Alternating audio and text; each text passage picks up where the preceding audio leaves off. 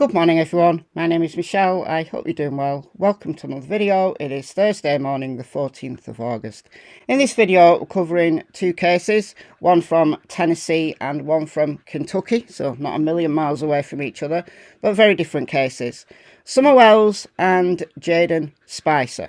Updates on both of those cases, so without further ado, let's get to it.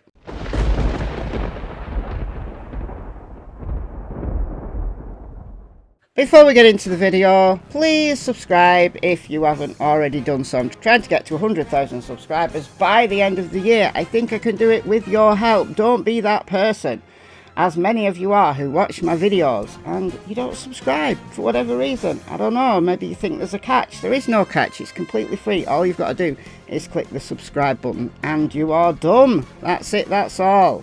And once I get to 100,000 subscribers, YouTube will send me a silver play button plaque. It'll look cool on my wall.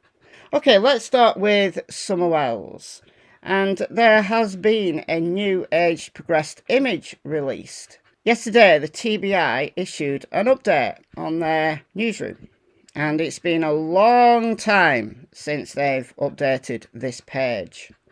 And as you can see, the Amber Alert's still active. Today we're releasing a new age progression image of Summer Wells, who has been missing since June 15th, 2021 and remains the subject of an Amber Alert in the state of Tennessee. The image was created by a forensic artist with the National Centre for Missing and Exploited Children and shows what Summer may look like today. We continue to pursue any and all leads in the case. Anyone with information is asked to call the TBI at 1-800-TBI-FIND. And that is the age progressed image. See, look, 2 years. That was the previous one that they released. And look, honestly, this one, the one that was released 2 years ago, was criticised for looking too old. 2 years ago, Summer was 7. And this looks like a kid, maybe 9, 10. And then this is the new one. In my opinion, this one looks even less like what I imagine Summer would look like at 9 than this one. This one does have a kind of a look of Candace, like Candace's side of the family. Whereas this one, I can't see either Don or Candace or Summer in this one. What do you think? Let me know. You might think completely differently. How they do it, I believe, is they take like family photos and amalgamate them into a computer model, which then generates an image. But I asked ChatGPT to do it. I asked ChatGPT to make this photo look like a 9-year-old girl. And in my opinion, that looks closer to what Summer might look like than either of the age-progressed images from the National Centre for Missing and Exploited Children. I don't know, I might be completely wrong. You might have a completely different opinion. But these age-progressed images, nobody really knows. You know, in 4 years, a child can change quite a lot. Or not change at all, other than look a bit older. But it doesn't mean to say that they believe Summer is alive. The National Centre for Missing and Exploited Children does this for long-term missing kids, even if there's reason to believe that they are deceased. Like they did one for Michael Vaughan, for example. And a year into the case, the cops said they believe Michael is dead and he was buried in someone's backyard. And those suspects are still suspects, and there's been no charges or anything in that case. And that's 4 years old now. So it doesn't mean to say that they believe Summer is alive or they've got a tip that Summer's alive. This is what they do. And then we've got the tragic case of 10-year-old Jayden Spicer from Jackson in Kentucky. His mother reported him missing on the 6th of August and said that she got up on the 6th of August and he was nowhere to be seen and he's just wandered off on his own. I knew that wasn't true. Once I heard his aunt say that he was scared of the dark and he doesn't like insects. I knew that story wasn't true. This is his mother, Felicia Gross. Lord knows how the CPS gave her custody. It angers me beyond belief that the CPS keep doing this. They keep failing children. It doesn't matter what state you live in or even what country you live in. The CPS keeps failing kids. They may do a lot of great work for some kids, but how do they keep doing this?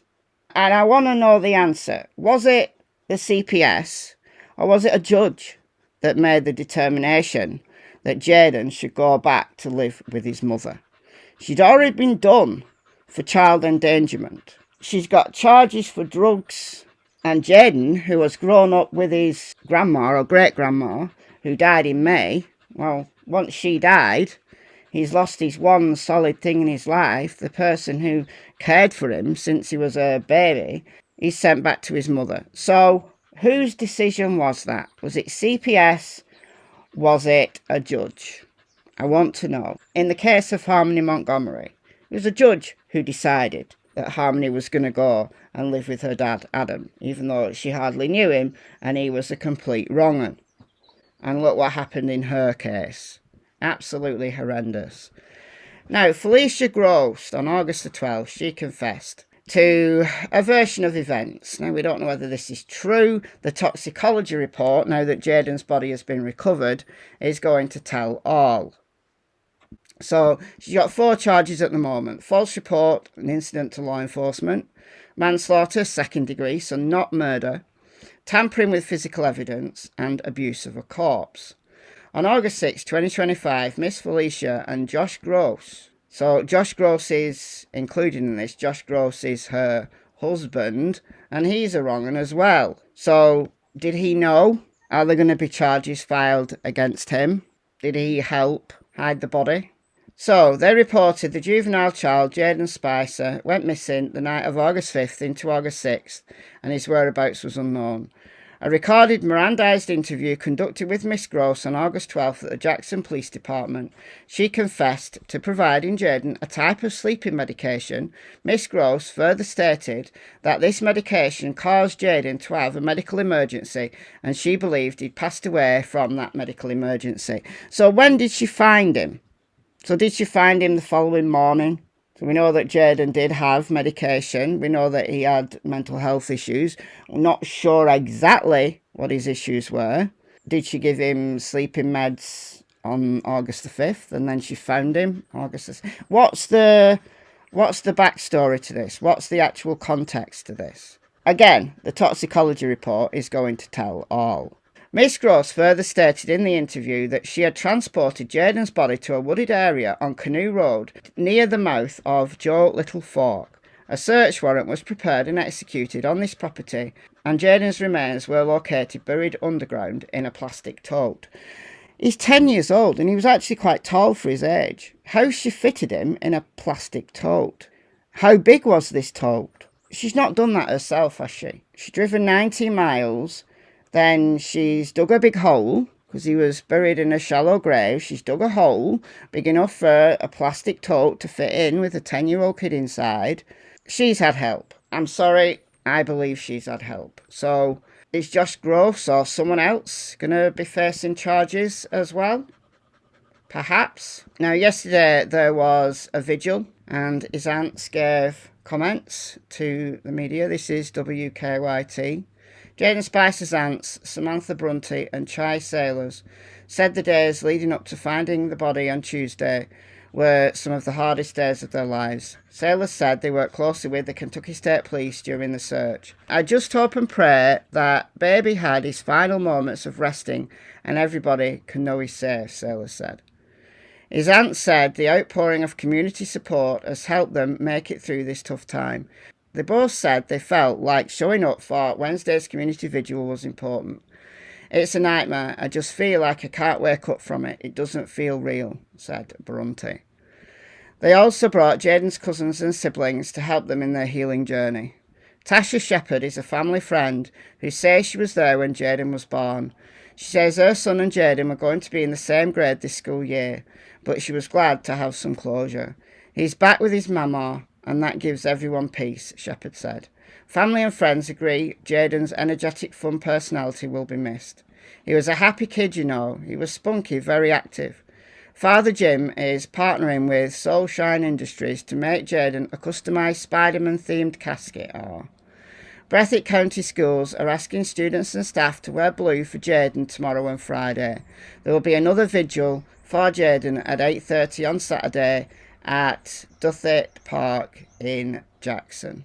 So sad. This woman Felicia didn't want him or couldn't cope with him. There were other options for Jayden.